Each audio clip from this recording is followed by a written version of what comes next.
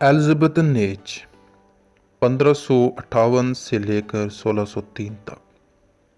ये इंग्लिश तारीख की गोल्डन एज थी। इस एज को हम 3 नामों से जानते हैं। पहला तो एलिज़ाबेथन एज हो गया, दूसरा शेक्सपियरियन एज और तीसरा रेनेसेंस एज। तीनों एक ही नाम है। वो कैसे? वो ऐसे क्योंकि एलिज़ाबेथन द वन इंग्लैंड की मलका बनी थी।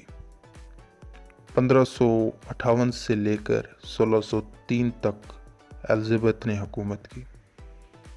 दूसरा शेक्सपियरियन एज इसीलिए कहा जाता है क्योंकि इस वक्त सबसे बड़े ड्रामेटिस्ट शेक्सपियर थे।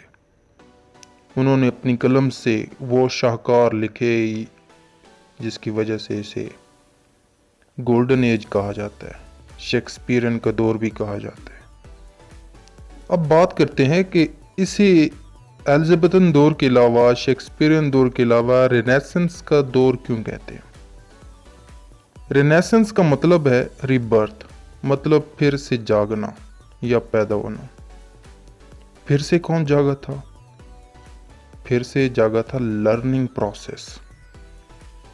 लर्निंग प्रोसेस फिर से जिंदा हुई। इसका मतलब ये नहीं कि सिर्फ लिटरेचर में, बल्कि हर शोबा, हर फील्ड में डिस्कवरीज हुई, लर्निंग प्रोसेस तेज हुआ।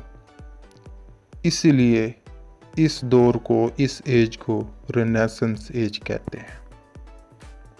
यहाँ पर एक बात लाजमी पता होना चाहिए आपको, वो ये कि सबसे पहले रेनेसेंस इंग्लैंड में नहीं बल्कि इटली में 14वीं सदी में, 14th सेंचुरी में आया था। ये ना समझें कि इंग्लैंड में सबसे पहले रेनेसेंस आया था, बल्कि इटली में 14th सेंचुरी में आया था और फिर यूरोप में फैला और इंग्लैंड में एलिज़ाबेथन दौर के शुरुआती मराहल में आया था। अब क्वेश्चन ये है कि क्या एलिज़ाबेथन एज से पहले भी कोई एजेस गुजरी थी? जी हाँ, लेकिन यहाँ पे सिर्फ मैं ये बताऊँगा कि एलिज़ाबेथन एज से पहले जो एज गुजरी थी उसे ट्यूडर एज कहते हैं। एलिज़ाबेथन दौर में जो पोइट्स, ड्रामेटिस्ट और प्रोज राइटर्स थे, उन्होंने अलग अलग मुल्कों से, यूरोपीय ममालिक और Italian literature, specially Italian literature से इंस्पायरेशन ली और बहुत कुछ सीखा। फिर अपनी ज़ुबान इंग्लिश में लिटरेचर को लिखा। अब सवाल ये पैदा होता है कि इटालियन लिटरेचर ने कहाँ से इंस्पायरेशन ली? उन्होंने ग्रीक वर्क से इंस्पायरेशन ली, इटालियंस ने। इस एज की अहम बात वो ये है कि इंग्लिश लिटरेचर में आपने सोनेट्स देखी पढ़ी हैं, वो सोनेट्स भी सबसे पहले इटालियन लिटरेचर से ही आई है। अब बात करते हैं इंग्लिश पोइट्स की, उनके नाम और कुछ पोइट्स का मैं मुख्तसरन तारफ़ भी दूंगा जो कि इम्पोर्टेंट है। सबसे पहले जो एलिज़ाबेथन दौर में इंग्लिश पोइट्स थे, उनका जो पहला नाम आता है वो थॉमस सैकवेल है, थॉमस नॉर्टन, एडमंड स्पेंसर जिसने द फेरी क्वीन और शेफर्ड कैलेंडर लिखा था, थॉमस वाइट। इसकी शायरी में आपको इटालियन इन्फ्लुएंस मिलेगा। इसने शायरी में इनोवेशंस को जन्म दिया। उसके बाद जो पोइट आते हैं उसका नाम हेनरी हावर्ड है। 16वीं सदी में इसने इटालियन पोइट की सोनेट्स को यहाँ पर इंग्लैंड में कॉपी करवाया। ये वो बंदा था जिसने इंग्लैंड में सोनेट्स को इंट्रोड्यूस करवाया। तो ये कहना गलत नहीं होगा कि इंग्लिश में सबसे पहले जिसने सोनेट्स को इंट्रोड्यूस कराया था वो हेनरी हावर्ड था। उसके बाद पोइट्स में मज़ीद सर फिलिप आते हैं, सिडनी सैमुअल आते हैं, डैनियल मिचेल आते हैं, उसके बाद ड्राइटन आते हैं। अब बात करते हैं ड्रामेटिस्ट की, जो अहम ड्रामेटिस्ट थे इस दौर के। William Shakespeare, Ben Jonson, Thomas Middleton, John Webster, John Ford, Francis Beaumont, Philip Massinger, Thomas Dekker, James Shirley, John Marston, Thomas Heywood. Prose writer में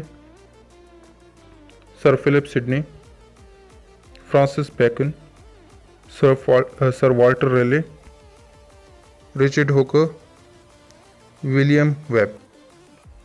ये बात हो गई इस दौर के राइटर्स की। अब बात कर लेते हैं जो कि इंटरव्यूज़ में पूछी जाती है, वो इस दौर के यूनिवर्सिटी विट्स की है। सबसे पहले हमारे पास आ जाते हैं जॉन लिली, जो यूनिवर्सिटी विट्स में है, Thomas Kyd, George Peele, Thomas Lodge, Robert Greene, Christopher Marlowe और थॉमस नैश। ये हमारे यूनिवर्सिटी विट्स के हैं, ये आपको पता होना चाहिए, अहम है, इंटरव्यू में पूछा जाता है बाज़ों का। एलिजाबेथन एज का सबसे अहम हिस्सा थिएटर ड्रामा है। इंग्लैंड में थिएटर इटालियन थिएटर और लिटरेचर की वजह से मशहूर हुआ। जहाँ तक बात की जाए शेक्सपियर की, तो इसके प्लेज में ख़ास क्वालिटी हुआ करती थी। इसने मुख्तलिफ डिफरेंट काइंड्स में प्लेज लिखे, जैसे histories, tragedies, comedies, romance, tragic comedies. It means कि इसने सिर्फ हिस्ट्री पे कॉन्सेंट्रेट नहीं किया, सिर्फ ट्रेजेडी पे कॉन्सेंट्रेट नहीं किया, बल्कि ड्रामा की जितनी भी काइंड्स हैं उन सब पर इसने वर्क किया और उन सब पे ड्रामे लिखे।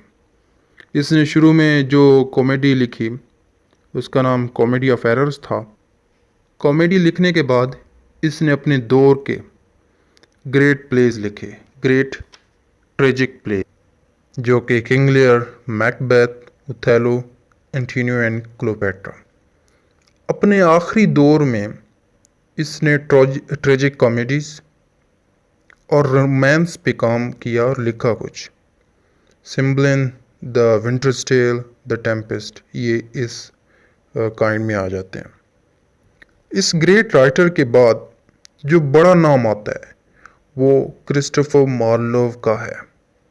ये दोनों तकरीबन, और अगर आपको क्रिस्टोफर मार्लोव की बायोग्राफी चाहिए तो वो आपको नीचे डिस्क्रिप्शन में मिल जाएगी। अब बात करते हैं कि ये दोनों जो है ना, जो क्रिस्टोफर मार्लोव और शेक्सपियर, तकरीबन सेम एज के थे।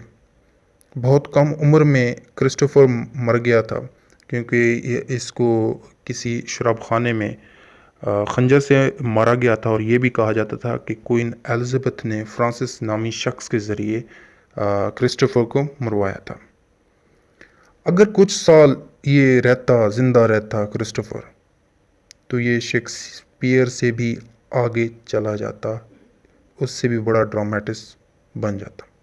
अब इसी दौर के एक दूसरे राइटर्स की बात कर लेते हैं, थॉमस डैकर। ड्रामेटिस्ट की बात करें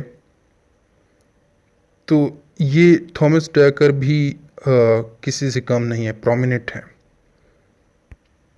क्योंकि ये रियलिस्टिक प्लेज लिखता था, यानी गरीबों के ऊपर ज़्यादा लिखना पसंद करता था। ये गरीबों को जैसे लंदन में दबाया जाता था, उसके मुतल्लिक इसकी कलम तलवार की हैसियत से चलती थी। उसके बाद रॉबर्ट ग्रीन आ जाता है। रॉबर्ट ग्रीन एक बड़े ड्रामा निगार थे। उन्होंने शेक्सपियर को तनकीद का निशाना बनाया था।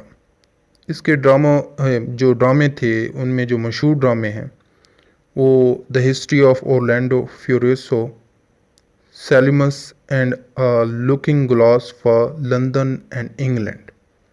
इस दौर की अहम चीज़ जो कि ख़ास है, क्योंकि इस दौर में पहले ड्रामे जो थे वो ब्लैंक वर्स में लिखे जाते रहे। विलियम और क्रिस्टोफर ने ब्लैंक वर्स में ड्रामे लिखे। ब्लैंक वर्स में लिखे गए ड्रामाज क्वींस के सामने परफॉर्म किए जाते थे। ये था लेक्चर आज का। उम्मीद है आपको पसंद आ गया। Thank you for watching this, और कमेंट में अपनी राय लाजमी दें कि आप इस लेक्चर के मतलब क्या सोचते हैं, और दोस्तों के साथ शेयर कीजिएगा। Thank you for watching this.